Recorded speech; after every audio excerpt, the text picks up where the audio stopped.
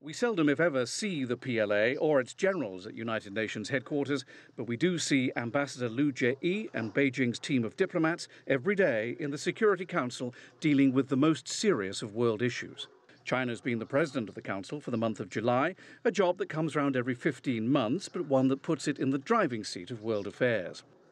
Matthew Lee's an independent journalist who reports on the Security Council for his website Inner City Press. Like every day, there's somebody in the world that should get an answer from the UN. And he says China has learned to walk its own path within the UN walls. They've made themselves kind of bulletproof. When the Russian ambassador goes through, there have been times in the Syria conflict where people will say, come on, you're killing people, what about, and it's like, you don't really hear that, even on North Korea anymore. It's not just a rising power, it's a risen power. And the UN loves nothing more than to bow down to power. But China's role at the UN is not limited to the so-called Permanent Five at headquarters here in Manhattan. Its influence stretches way beyond this complex on the east side of the city to where real people on the ground are caught up in conflict.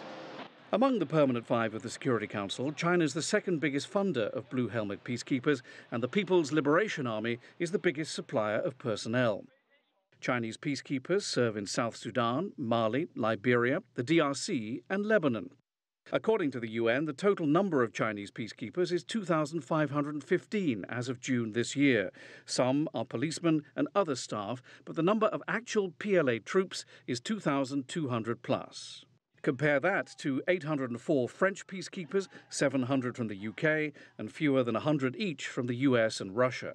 We've been trying for many years to get the 5 permanent members not simply to be the ones who decide the missions, but who also contribute to the peacekeeping missions that are approved by the Security Council.